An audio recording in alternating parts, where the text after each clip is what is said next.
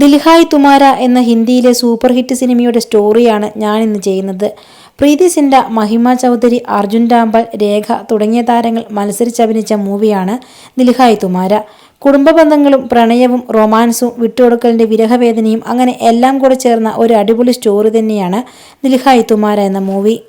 പ്രീതി സിൻഡയാണ് ഇതിൽ പ്രധാന വേഷം ചെയ്യുന്നതെങ്കിലും മഹിമ ചൗധരിക്കും രേഖയ്ക്കും വളരെ ശ്രദ്ധേയമായ വേഷം തന്നെ ലഭിച്ചിട്ടുണ്ട്. സിനിമയുടെ തുടക്കം തന്നെ ഒരു കുടുംബ ബന്ധത്തിന്റെ തകർച്ചയാണ് നമ്മളെ കാണിക്കുന്നത്. അതിന്റെ അടിസ്ഥാനത്തിലാണ് പിന്നീടുള്ള കഥയും നടക്കുന്നത്. ശേഖറും സരിതയും പരസ്പരം വളരെയധികം പ്രണയിച്ച് ജീവിക്കുന്ന ദമ്പതികളാണ്. അവർക്കൊരു കുട്ടിയുമുണ്ട്, നിമ്മി. ശേഖറിന്റെ തിരക്ക് പിടിച്ച ജോലിക്കിടയിൽ നിമ്മിക്ക് കൊടുത്ത വാക്ക് തെറ്റിക്കേണ്ടി വരികയാണ്. സരിതയെയും നിമ്മിയെയും കൂട്ടി ഔട്ടിങ്ങിന് പോകാമെന്ന് ശേഖർ പറഞ്ഞിരുന്നു. എന്നാൽ ഇപ്പോൾ സമയമില്ലെന്നും പിന്നൊരിക്കലാവാമെന്നും പറഞ്ഞ് ശേഖർ ജോലിക്ക് പോവുകയും ചെയ്യും.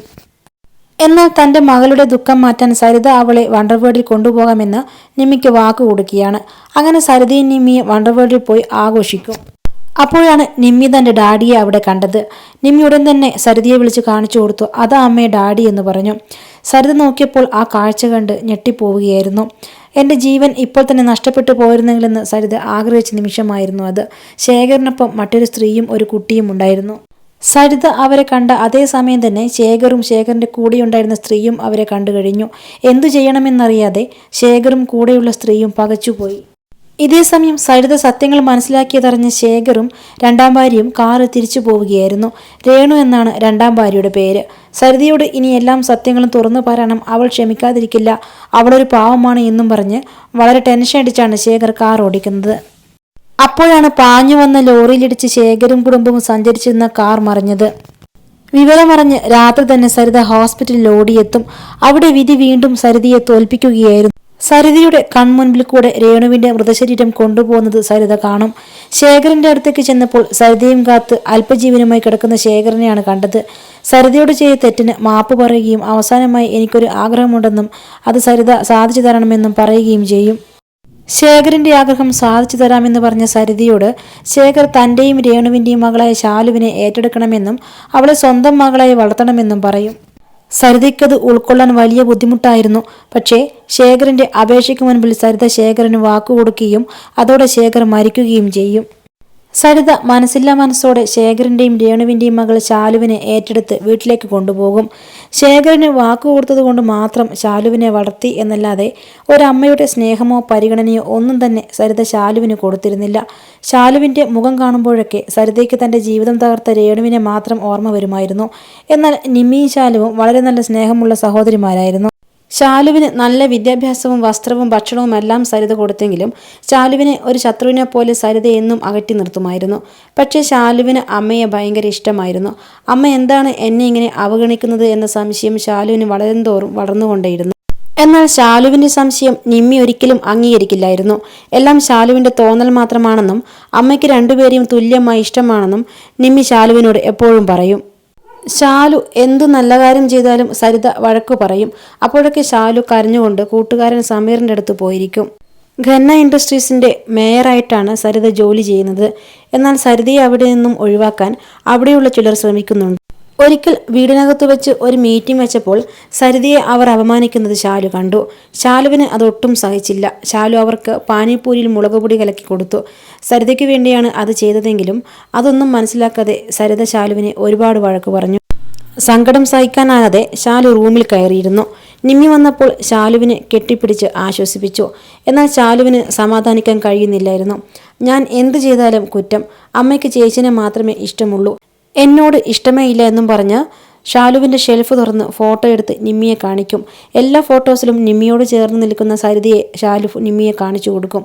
എന്നാൽ ശാലുവിനോട് അമ്മ കാണിക്കുന്ന വേർതിരിവിൻ്റെ കാരണം എന്താണെന്ന് നിമ്മിക്കും അറിയില്ലായിരുന്നു. എങ്കിലും ശാലുവിൻ്റെ ഏറ്റവും വലിയ ആശ്വാസം എന്നും നിമ്മിയായിരുന്നു. അങ്ങനെ ഒരു ദിവസം ശാലു ജോലിക്ക് പോകാൻ തീരുമാനിച്ചു. അമ്മ വർക്ക് ചെയ്യുന്ന അതേ കമ്പനിയിൽ തന്നെ, ഖന്ന ഇൻഡസ്ട്രീസ്.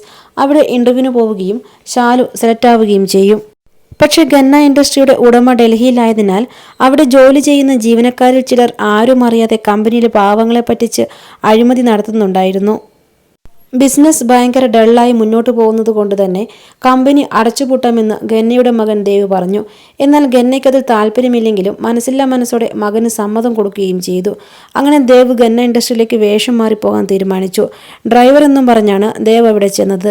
അവിടെ എത്തി കുറച്ചു ദിവസങ്ങൾ കഴിഞ്ഞപ്പോൾ തന്നെ അവിടെ നടക്കുന്ന അഴിമതി ദേവ് മനസ്സിലാക്കുകയാണ്. അതുകൊണ്ട് എത്രയും പെട്ടെന്ന് കമ്പനി അടച്ചുപൂട്ടണമെന്ന് ദേവ് തീരുമാനിക്കും.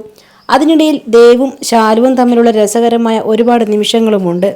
ദേവ് ഒരു ഡ്രൈവർ മാത്രമാണ് എന്നാണ് ശാലുവും വിശ്വസിച്ചത്. കമ്പനി പൂട്ടാൻ പോകുന്നു എന്നറിഞ്ഞ ജീവനക്കാർ പ്രശ്നത്തിലായപ്പോൾ സരിത ഖന്നയെ കണ്ട് സംസാരിക്കാൻ തീരുമാനിക്കും. എന്നാൽ പെട്ടെന്നൊരു തലകറക്കം വന്നതിനാൽ സരിതയ്ക്ക് പോകാൻ കഴിഞ്ഞില്ല.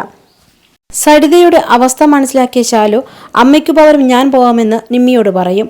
കൂടെ ഡ്രൈവറായി ദേവിനെയും കൂട്ടും. ദേവിൻ്റെ വീട്ടിലെത്തിയ ശാലു ഗന്നയെ കണ്ട് സംസാരിക്കും. എന്നാൽ കമ്പനി പൂട്ടാമെന്ന തീരുമാനത്തിൽ നിന്നും മാറാൻ ഗന്നയെ ദേവ് സമ്മതിച്ചില്ല. അതുകൊണ്ട് ഗന്ന ശാലുവിനോട് പറഞ്ഞു, എൻ്റെ മകനാണിപ്പോൾ തീരുമാനമെടുക്കുന്നത്, എനിക്കൊന്നും ഇപ്പോൾ ചെയ്യാൻ കഴിയില്ല. പക്ഷേ ഒരു കാര്യം ഞാൻ പറയാം, നിന്റെ ഡ്രൈവർ വിചാരിച്ചാൽ ദേവിനെ സമ്മതിപ്പിക്കാൻ കഴിയും. പക്ഷേ ദേവ് ഇവിടെ ഇല്ല. ഇപ്പോൾ നീ തൽക്കാലം ഡ്രൈവറെയും കൂട്ടിപ്പോയി ദേവാണെന്ന് പറഞ്ഞ് കമ്പനിയിലെ കാര്യങ്ങൾ നടത്തുവാൻ നോക്ക്. അങ്ങനെ ഒരു നിർദ്ദേശം ശാലുവിന് കൊടുത്തു. അങ്ങനെ ദേവിനെ തന്നെയാണ് ദേവാണെന്ന പേരും പറഞ്ഞ് കമ്പനിയിലേക്ക് കൊണ്ടുപോകുന്നത് എന്നറിയാതെ ശാലു കൂട്ടിക്കൊണ്ടുപോകും. ദേവിനെ കണ്ട നിമ്മി ഞെട്ടിപ്പോയി. ശാലു പെട്ടെന്ന് തന്നെ ദേവിനെയും കൂട്ടി ഒരു റൂമിലേക്ക് ചെന്നു. എന്നിട്ട് അപേക്ഷയോടെ പറഞ്ഞു, ഈ കമ്പനിയെ ആശ്രയിച്ച് ഒരുപാട് പാവപ്പെട്ട ജനങ്ങൾ ജീവിക്കുന്നുണ്ട്. അവരൊക്കെ ദാരിദ്ര്യത്തിലാവുമെന്നും പറഞ്ഞ് പുറത്തു നിൽക്കുന്ന പാവങ്ങളെ ശാലു ദേവിന് കാണിച്ചു കൊടുത്തു. കമ്പനി പൂട്ടാൻ തീരുമാനിച്ച ദേവിന് ശാലുവിൻ്റെ നല്ല മനസ്സ് കണ്ടപ്പോൾ മനസ്സലിഞ്ഞു. അങ്ങനെ എല്ലാവരുടെയും മുന്നിൽ ചെന്ന് കമ്പനിക്ക് ഒരുപാട് ഓഫറുകൾ നൽകി. പുതിയ പ്രോഡക്റ്റ് ലോഞ്ചിനെ കുറിച്ചുമെല്ലാം സംസാരിച്ചു. ഈ ഡ്രൈവർ എന്തിനാ വലിയ വലിയ കാര്യങ്ങൾ വാഗ്ദാനം ചെയ്യുന്നത് എന്ന് വിചാരിച്ച് ശാലുവിന് പേടിയാകാൻ തുടങ്ങി. അപ്പോഴാണ് കമ്പനിയിലെ 2 മാനേജേഴ്സ് ഇത് ഗന്നയുടെ മകൻ ദേവല്ല, ഇത് ഡ്രൈവർ മാത്രമാണ്, ഈ ആൾമാരുടെ അടുത്തിന് ഇയാളെ അറസ്റ്റ് ചെയ്യണമെന്നും പറഞ്ഞ് പോലീസുമായി എത്തിയത്. അപ്പോൾ സരിത ശാലുവിൻ്റെ മുഖത്തേക്ക് നോക്കി. ശാലുവിൻ്റെ മുഖത്തെ പേടി കണ്ടപ്പോൾ തന്നെ സരിതയ്ക്ക് കാര്യം മനസ്സിലായി. എന്നിട്ട് സരിത ശാലുവിനോട് ചോദിച്ചു, ശാലു സത്യം മാത്രമേ പറയാവൂ, ഇതാരാണ്, ഇത് ദേവല്ലേ? അപ്പോൾ ശാലുവിന് ഒന്നും പറയാൻ കഴിഞ്ഞില്ല. ശാലു മുഖം താഴ്ത്തി നിന്നു. അപ്പോൾ ദേവ് അവിടെ നിന്നും ഒച്ചത്തിൽ വിളിച്ചു പറഞ്ഞു, ശാലു അതേ എന്ന് പറ, ഞാൻ ശരിക്കും ദേവ് തന്നെയാണ്, പറയൂ ശാലു പറ എന്ന് ഒരുപാട് പ്രാവശ്യം ദേവ് പറഞ്ഞു. എന്നാൽ ശാലു അത് വിശ്വസിച്ചില്ല. ഇത് ഗന്നയുടെ മകനല്ല എന്നും ഡ്രൈവർ മാത്രമാണെന്നും ശാലു സരിതയോട് പറഞ്ഞു. ഇത് കേട്ടതും സരിത ഞാൻ കമ്പനിയിൽ നിന്നും വിരമിക്കുകയാണ് എന്നും പറഞ്ഞ് ഇറങ്ങിപ്പോയി. ശാലു അമ്മയുടെ പുറകെ പോയി സോറി പറഞ്ഞു. പക്ഷേ സരിത ആകെ ദേഷ്യം പിടിച്ച് നിൽക്കുന്നതിനാൽ ശാലുവിനെ ഒരുപാട് വഴക്ക് പറഞ്ഞു. അമ്മയുടെ ദേഷ്യവും സങ്കടവും കണ്ടപ്പോൾ ശാലുവിനും സഹിക്കാൻ കഴിഞ്ഞില്ല. അപ്പോഴാണ് ഗന്ന കാറിൽ വന്നിറങ്ങിയത്. ഗന്നയെ കണ്ടതും ദേവ് ഓടി അരികിൽ ചെന്നു. ഡാഡി, എന്നെ പോലീസ് അറസ്റ്റ് ചെയ്തു. ഞാൻ ആൾമാറാട്ടം നടത്തിയെന്നും പറഞ്ഞാണ് എന്നെ അറസ്റ്റ് ചെയ്തത്. ഡാഡി എല്ലാവർക്കും പറഞ്ഞു കൊടുക്ക് ഡാഡി, ഞാൻ ഡാഡിയുടെ മകനാണെന്ന് പറയൂ ഡാഡി എന്ന് ദേവ് ഗന്നയോട് പറഞ്ഞു. ഗന്ന അത് തുറന്നു പറഞ്ഞതും എല്ലാവരും ഞെട്ടിപ്പോയി. ശാലു ആകെ അന്തം വിട്ട് നിന്നുപോയി. സരിതയ്ക്കും വളരെയധികം സന്തോഷമായി. കമ്പനിയുടെ എല്ലാ പ്രശ്നങ്ങൾക്കും പരിഹാരവുമായി. അതുകൊണ്ട് തന്നെ സരിതയുടെ വീട്ടിലെ ഗന്നയ്ക്കും കുടുംബത്തിനും വേണ്ടി ഒരു പാർട്ടി അറേഞ്ച് ചെയ്യുകയും ചെയ്തു. ഇതേസമയം നിമ്മിയുടെ മനസ്സിൽ ദേവിനോടുള്ള പ്രണയം പൊട്ടിമുളച്ചിരിക്കുകയാണ്. നിമ്മിക്ക് ഏത് ഡ്രസ്സ് ഇടണം, ഏത് ഇയറിങ്സ് ഇടണം എന്നൊക്കെയുള്ള കൺഫ്യൂഷൻ നിൽക്കുമ്പോഴാണ് നിമ്മിയുടെ റൂമിലേക്ക് സരിത കടന്നു ചെന്നത്. നിമ്മിയുടെ മുഖം കണ്ടപ്പോൾ തന്നെ സരിതയ്ക്ക് മനസ്സിലായി നിമ്മിക്ക് ദേവിനോട് പ്രണയമുണ്ടെന്ന്. അതിൽ സന്തോഷിക്കുകയും ചെയ്തു. അപ്പോഴാണ് ശാലുവിൻ്റെ റൂമിലേക്ക് കടന്നു ചെന്ന് ദേവ് തൻ്റെ പ്രണയം തുറന്നു പറഞ്ഞത്. ദേവ് തന്നെ പ്രണയിക്കുന്നുണ്ടെന്നറിഞ്ഞ ശാലു സന്തോഷം കൊണ്ട് തുള്ളിച്ചാടി പുറത്തേക്കോടി.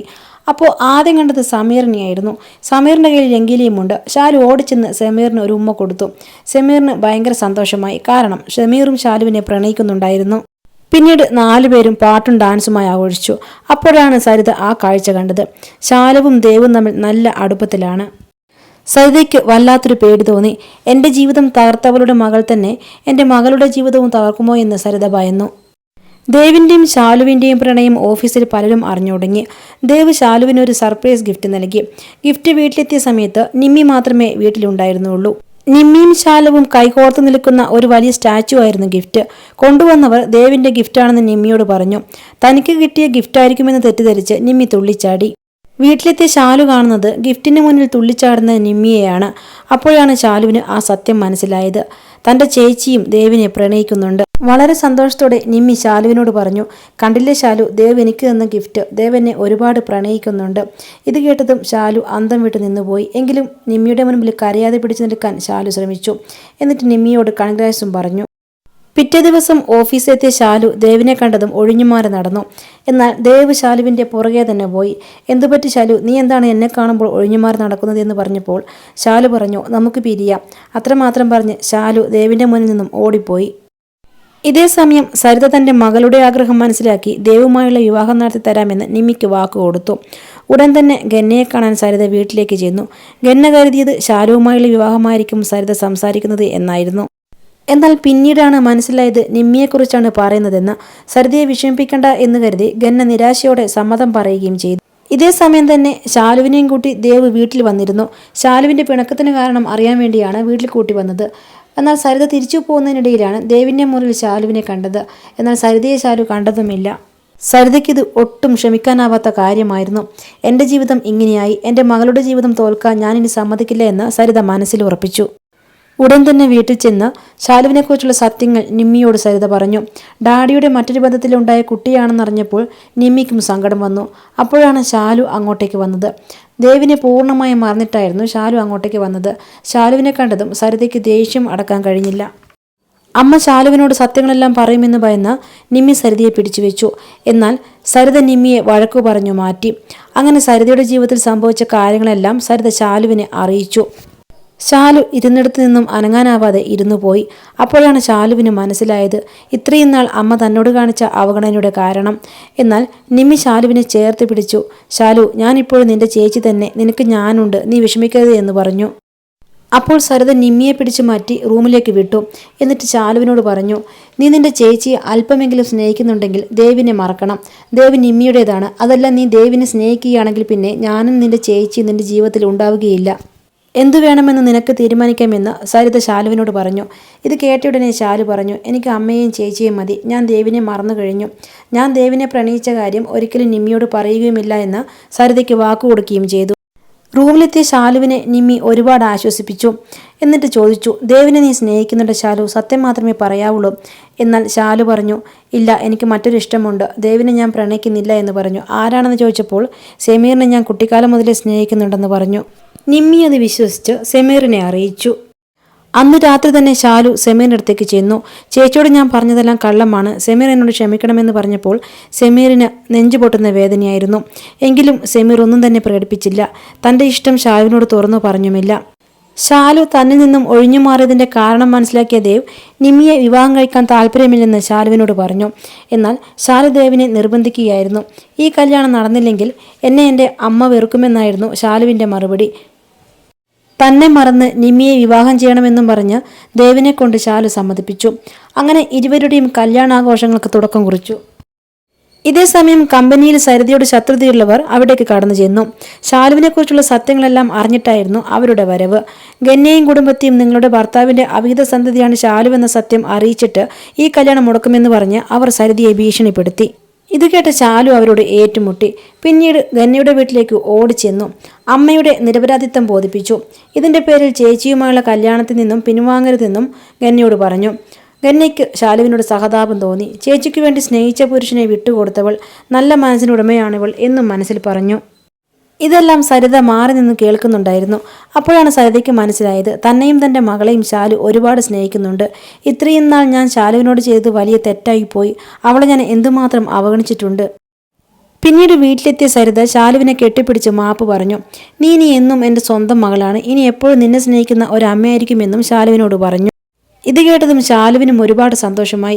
എനിക്കിനി ആരും വേണ്ട, എനിക്കെൻ്റെ അമ്മയുടെ സ്നേഹം എനിക്ക് കിട്ടുമല്ലോ, അതിലപ്പുറം സന്തോഷം എനിക്ക് ഈ ലോകത്ത് മറ്റൊന്നുമില്ല. അങ്ങനെ ശാലുവും സരിതയും പരസ്പരം സ്നേഹിക്കുന്നത് കണ്ട് നിമ്മിക്കും ഒരുപാട് സന്തോഷമായി. അങ്ങനെ നിമ്മിയും ദേവും തമ്മിലുള്ള വിവാഹ സംബന്ധമായ ചടങ്ങുകൾ നടന്നു. ദേവ് ദുഃഖമുള്ളിലൊതുക്കിയാണ് നിമ്മിക്കരികിലിരുന്നത്. ശാലുവിനെ കാണുമ്പോഴുള്ള ദേവിൻ്റെ ഭാവമാറ്റം നിമ്മി ശ്രദ്ധിക്കുന്നുണ്ടായിരുന്നു. ദേവും ശാലുവും തമ്മിൽ പ്രണയത്തിലാണെന്നുള്ള സംശയം നിമ്മിയിൽ ഉണ്ടാക്കുകയും ചെയ്തു. നിമ്മി അത് സമീറിനോട് ചോദിക്കുകയും ചെയ്തു. സമീർ സത്യങ്ങളെല്ലാം നിമ്മിയോട് തുറന്നു പറഞ്ഞു. തൻ്റെ അനിയത്തിയെ വേദനിപ്പിച്ചതോർത്ത് നിമ്മി ഒരുപാട് കരഞ്ഞു. ദേവിനെയും ശാലുവിനെയും ഒന്നിപ്പിക്കാൻ നമ്മൾ ഒരുമിച്ച് നിൽക്കണമെന്ന് ഇരുവരും തീരുമാനമെടുത്തു. നിമ്മി സത്യങ്ങൾ മനസ്സിലാക്കിയതൊന്നും ശാലുവും അറിഞ്ഞിരുന്നില്ല. അങ്ങനെ ഒരു വേദിയിൽ വെച്ച് സർപ്രൈസായി നിമ്മി ശാലുവിനെ ദേവിനെ ഏൽപ്പിച്ചു കൊടുത്തു. ദേവ് നിന്റേതാണ് ശാലു, എൻ്റേതല്ല എന്ന് നിമ്മി പറഞ്ഞു. ഇത് കണ്ട സരിതയ്ക്കും ഒരുപാട് സന്തോഷമായി. ഇതോടുകൂടെ സിനിമ അവസാനിക്കുകയാണ്.